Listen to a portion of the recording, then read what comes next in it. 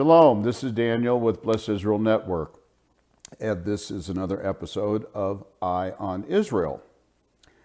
This is a very important time in Israel right now. For those of you who may not have been keeping up with what's happening, a couple of things that I'd like to go over with you. Number one, we always as believers need to keep our eyes and our spiritual focus on Israel. As we all know, this is God's holy land. And what goes on in Israel is very important to the body of Messiah. So we should never lose focus, and we should always try to keep up with what's going on. But I realize that it can be difficult for a lot of people because they don't have the proper contacts in Israel, or they don't know how to access, maybe don't know how to access the right news outlets in Israel or what have you. So this is one of the reasons why I occasionally do these videos, to give you some updates, some insight, and maybe the backstory on what's happening. And what's happening right now is something that is extremely unusual and very important to the democratic country of Israel. What do I mean by that? Well, there was elections not long ago, and Benjamin Netanyahu once again became prime minister. And he has become the longest serving prime minister in the history of Israel, surpassing the original prime minister, David Ben-Gurion. So part of what Netanyahu campaigned on was change. What kind of change? Structural change to the government. Okay, what does that mean? Well, if you've been paying attention, or if you haven't been paying attention, I will share this with you. There have been street demonstrations going on in Israel, on and off for the last several weeks. You've probably seen news reports, maybe you haven't, but if you have, there's been a lot of adverse publicity about what's happening in Israel.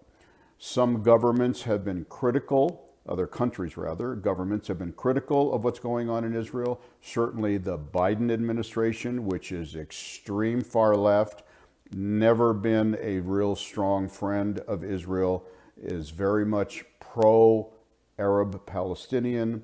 As a matter of fact, just recently a plan came forth, was revealed that the Biden administration wants to arm and train 5,000 Arab Palestinians to be those who defend the other Arabs, and in other words, stamp out terrorism amongst their own people. So can you imagine? It's just insanity what the Biden administration is proposing. He doesn't want the Israeli army defending Israeli Jewish citizens. He wants Arab Palestinians protecting Arab Palestinians, and also doing what the IDF does, as if you can trust them.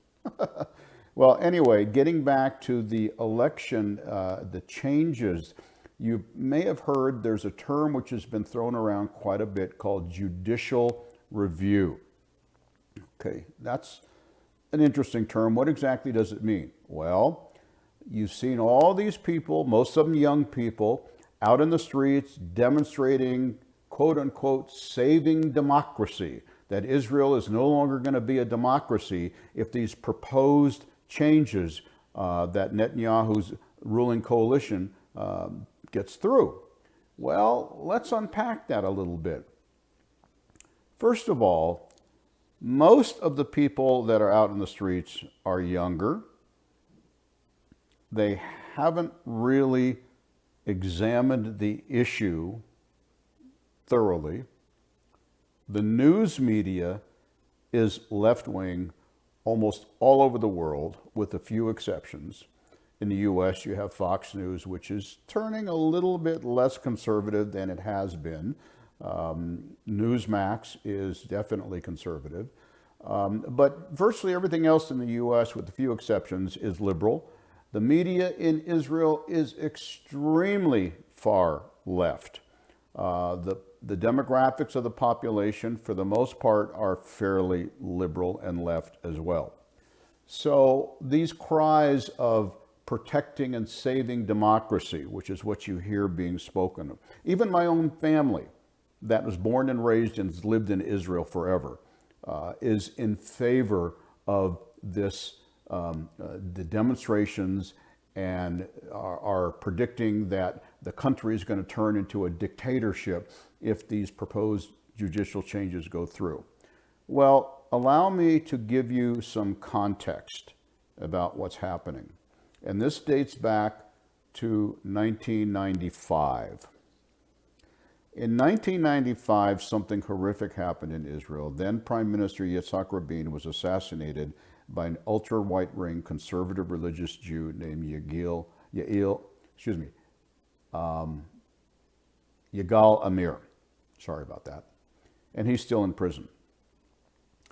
5 days after the assassination, while the country was in shock about their prime minister being murdered, the Israeli Supreme Court issued a unilateral ruling. And here's what happened. 5 days after the murder of Prime Minister Yitzhak Rabin, as I said, while Israeli citizens were still in shock, the Supreme Court published a dramatic ruling which was known as the Bank Mizrah case. The court president, Aaron Barak, decided, together with a majority of the justices, that the basic laws which had been enacted up to that point should be seen as having a higher constitutional status other than the Knesset, legislation or government action thereof, and that these basic laws, in fact, constituted a constitution for all legal purposes. In other words, Barak and his peers decided unilaterally that the Supreme Court can overturn any legislation or policy that the Knesset, which is the democratically elected version of their Congress, which the Knesset deemed as standing in conflict with basic law, according to their interpretation of it. Okay, a lot of flowery words there. What is the practical implication? Here's the practical implication. While the country was still reeling from the shock of losing their prime minister via assassination, the Supreme Court struck. And what they did was they basically decided that they were going to be the final say in any Israeli legislation or law that existed in the country. So if the democratically elected Knesset passed a regulation or enacted a new law, and the Supreme Court disagreed with it, the Supreme Court could overturn it. Now, keep in mind, the members of the Knesset, like senators and House of Representatives here in the United States, or other duly democratically elected government representatives in other countries, they are democratically elected by the people. It's a democratic process. They vote democratically to enact or modify or get rid of existing laws. The Supreme Court, by virtue of this ruling, decided that if they didn't like a particular legislation or law or ruling of the Knesset, they could just get rid of it on their own. Now, a couple other things to keep in mind. The Supreme Court is not democratically elected. The justices are appointed. And if there's ever a country that cronyism exists in, it is Israel. So you've got extreme left liberal appointed, as opposed to democratically elected, Supreme Court justices deciding what legislation or rulings is acceptable by the democratically elected Knesset. So if you put your thinking cap on, and you really don't have to think too much, what the Supreme Court did in Israel in November 1995 was they created a judicial dictatorship. In other words, they decided they're going to be the last word. This wasn't discussed ahead of time with other members of the Knesset. It wasn't put forth to the people, the citizens of Israel, to decide whether or not this was okay with them. The Supreme Court acted on its own and put this in place. And it has been that way since 1995. So this judicial review, which is in the news media now, which Netanyahu is in favor of, and you can say what you will about Netanyahu. He has friends, he has enemies. Some people like him, some people don't. The point here is that the changes that Netanyahu's ruling coalition is proposing would bring the government back to what it was before the Supreme Court enacted this unilateral ruling in 1995. In other words, instead of the Supreme Court being the last word and the Knesset not being able to impact any decision that the Supreme Court makes, it would go back to what it was before this ruling. And if the Supreme Court made a ruling that the majority of the Knesset didn't like, they could overturn that ruling. That is a democratic process, rather than having a unilateral, very far left Supreme Court justice group who answers to no one because they're not elected, they're appointed. And if you've got liberals in charge, they're going to appoint other liberals. And that's exactly what has happened in the Israeli Supreme Court since 1995. So I share this with you because I would ask you to pray, inform your friends who are saying, oh yeah, this judicial review, it's no good, it's going to screw up democracy, Israel won't be a democracy anymore. No, no, no, no. This judicial review is good for democracy. It would bring Israel back to a fully functioning democracy, or at least more of a democracy, than it has been since 1995.